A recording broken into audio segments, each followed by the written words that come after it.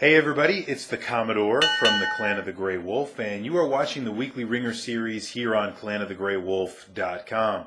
I'm back this week filming with the old webcam, so I apologize for the quality. I think it'll probably happen from time to time when I'm in a jam and probably need to get the video done as quickly as possible. Doesn't mean we're going to make any sacrifices in quality of the video though, which is important. So there's lots to do today, and we will definitely not shortchange it by the fact that we're dealing with a little bit lower resolution, let's say. I should also note that before we get started that I'm working on trying to reboot the series, and one of the reasons why, maybe not necessarily reboot the series, but maybe kind of improve it a little bit, make a major set of improvements, I should say. Part of the issue is that one of the reasons why it's been a little bit late in terms of getting posted in the last few weeks is because I've been trying to kind of get everything together to make this next video, the video that kind of reboots things, but haven't really gotten to it yet. I do have a green screen, and I've worked on my capabilities with that. And once I kind of make that happen, I think things will be a little bit more unified, and I think we'll have a little bit more of the kind of regularity that I come to expect from the Weekly Wringer. So anyway, that's a little bit of behind the scenes for you guys, so you understand at least what I'm kind of working on right now. I was really hoping to make the first video of 2012 part of the new format, but it hasn't really turned out that way. But don't worry, because it's coming, and I figured there was no shortage of Weekly Wringers, so it was more important that I get the video out and that I keep working on new videos than I would go and kind of keep delaying it in order to get the right one out. So anyway, so that's a little bit of behind the scenes. Now, in terms of we've got some new people to invite. There are actually a lot of new folks this week. We love that. Love seeing new folks watching the Weekly Wringer. Love seeing new folks coming to the website. Via maybe you saw us during the marathon, or some of you that might be enjoying some of the changes on the YouTube channel, things like that, new 16-bit gems, so on and so forth. I like to run things here on the site a little bit more tightly. It's great to have all of you with me here in the Weekly Wringer, but I like to welcome everybody by name. And again, if I ever miss anybody, I apologize. I always try to get, from memory, I always try to get the folks that look new to me to determine who I need to welcome this week. But this week we've got a couple new folks. First of all, we've got, and this one's going to be an interesting name for me to pronounce. Darhe L is how I'm going to go with it. I think it's a cool name. Maybe that's not at all how you say it, or maybe it's some kind of other thing that I'm completely missing and I'm an idiot. But in any case, welcome to you, Darhe L. Bam Kills. Sounds like some of you were actually longtime viewers, or maybe only watched a few of the Weekly Wringers, but you decided to comment on this one. Welcome to Bam Kills. It's great to have you on board. And Meta Kula, which I thought was a pretty sweet name as well, who brought up a very interesting, something that was so interesting I had to go and look it up myself, which was the game Neverhood, which was just fascinating to me. After we talked about our point-and-click adventure Weekly Wringer a few weeks ago, I just got really excited about that when I saw it, and a point-and-click adventure game that I had never really heard of, and was very excited to look at. So I kind of got it a little bit into that. I haven't played Neverhood, but I'm really excited, at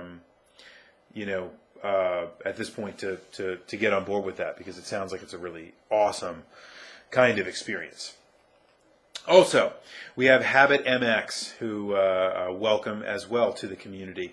Great to have all of you on board. Great to have you in the Weekly Wringer. Hope to see many of your contributions to come for weeks.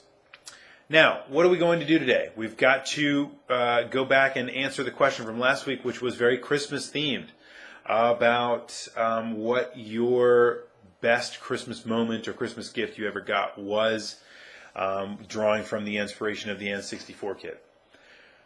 That's all well and good. I'm gonna go through all of your contributions, or some of the highlights, I should say. I'm going to give you my own 2 cents on it, as it were, and then I'm going to ask you a question for next week, which I think bodes well for all of the great things. There's some really cool stuff coming out in 2012 from a lot of geeky perspectives, but I want you to be thinking about some of the best things that are coming up for 2012 for next week's Weekly Ringer question. All right, with that in mind, let's jump right into the contributions from the community. And I had asked you guys last week, as I said before, about kind of the best gift that you got. Based on the N64 kit, I thought there might be some really cool stories, and it turns out I was absolutely right. One of the things that I came up with right off the bat was Mr. K. So instead of talking about the cool gifts necessarily, let's talk about some of those experiences. That's what really gets me going. You guys all had some pretty cool gifts there, and I happen to agree with many of them / got many of them. But in any case, Mr. K, I thought, talked about the idea of really working for those gifts. And I thought that was really cool. You know, spending time really working for something that you give yourself. There's a lot of really fantastic, you know, I think Christmas memories and something like that. You know, really appreciating the goodness that you have is a fantastic thing. And I thought that was really great.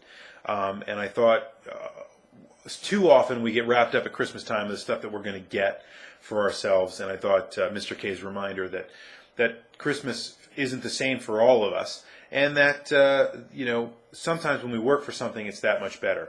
And many of you talked about experiences like that, where you had to you didn't get exactly what you were looking for Christmas, but you got something that you had to kind of work for or made you work toward. And when you finally got that thing, it was that much more sweet. I think I couldn't agree more, and I'm very thankful you guys, and especially Mr. K, posted that. Alucard Dalvi, who missed a couple of the weekly ringers of the past few weeks because of the holidays, no problem. You know, this is a come and go as you please kind of enterprise. That's one of the reasons why I got the weekly ringer. I knew if you guys missed a week or two, you weren't going to cry about it. You'd be there to jump back in whenever you came back, and you are certainly always forgiven, Alucard Dalvi. But talked about the TurboGrafx 16. And it's not, although the TurboGrafx 16 is an awesome contribution, and I think it's a great mention for us here on the Clan of the Grey Wolf, great classic video game console, and Rue has done even some specials about some of the things that the TurboGrafx 16 was able to do. But the reason why I like that story is because it was very different, right? The reason that Christmas is probably very memorable for you, and we talked about some of these in the post, was the idea of going back to school and talking to people about, well, what is it? What does it do? I don't understand. I got myself, you know, this or this, and having that unknown and being able to go back and talk about that kind of unknown thing is a really cool thing. You know, it's the difference made that Christmas very special, and I thought that was a really cool concept. One of our newcomers, Darhay L, again I'm probably mispronouncing the name, but in any case, talked about the story of the Transformers, which I thought was really cool. How it was always kind of about assembling the kind of massive bots that have all the different little pieces to it, right? I thought that was really cool. I thought that was a really neat story. And the idea that at the very end, you know, Darhale's parents were actually hiding that last Transformer so that they could then go and build the Piranacon. I thought that was really neat. And then all of a sudden it kind of comes out at the end. Those kind of surprise gifts are really what I was looking for, and I thought that was a really, really cool story. So thanks for sharing. Commander Cobalt came up with the idea of, first of all, I thought this was really neat. This was probably my favorite story. Commander Cobalt got the probably my favorite story. It's probably a tie. There are actually a couple of really good stories here, guys. And it's, like I say, it's not about what you get.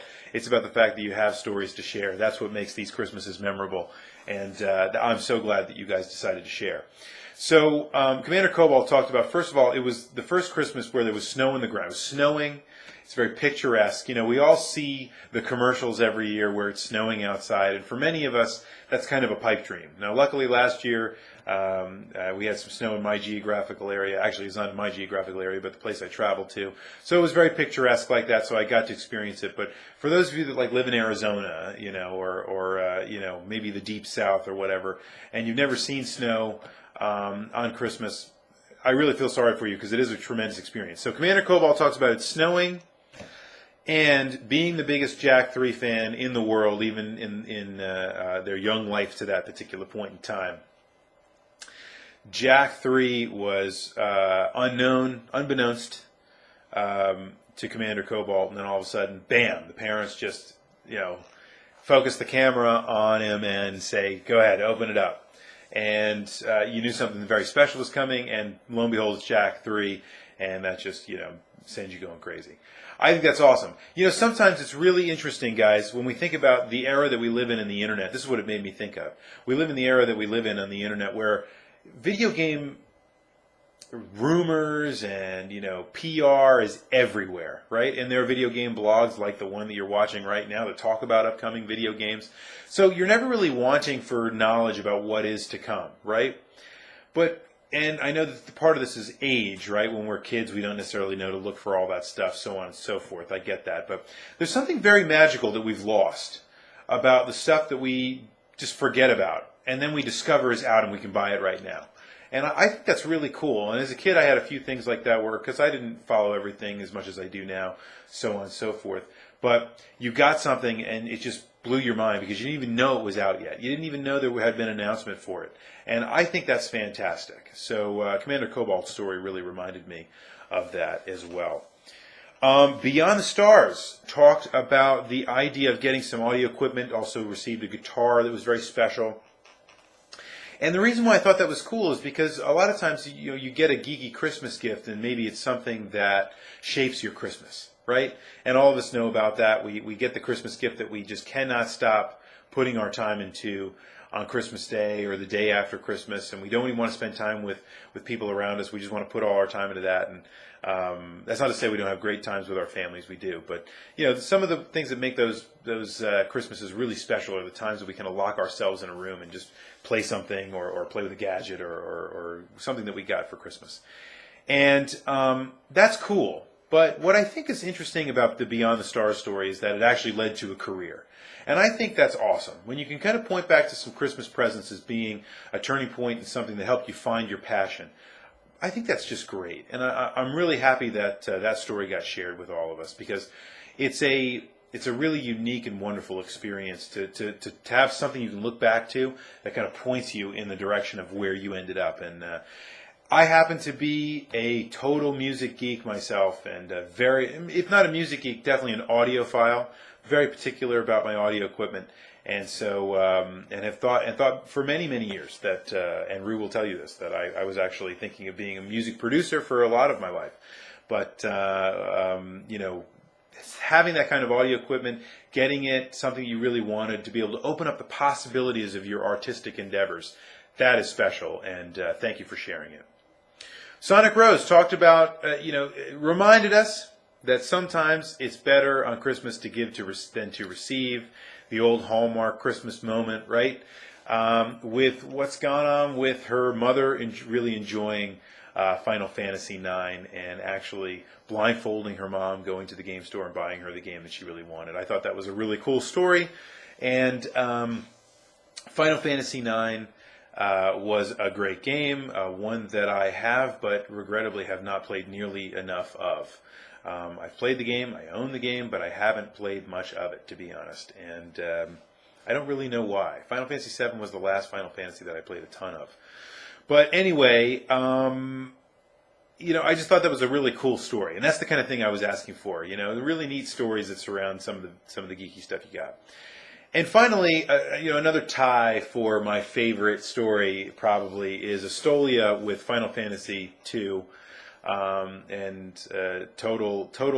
on the same page as I seem to be almost always with Astolia about the 2 moniker with it. But I loved the idea that asking for Final Fantasy led to getting Final Fantasy that you didn't even have the system for, and all of a sudden the parents pull the SNES out of the back and say, "Here you go.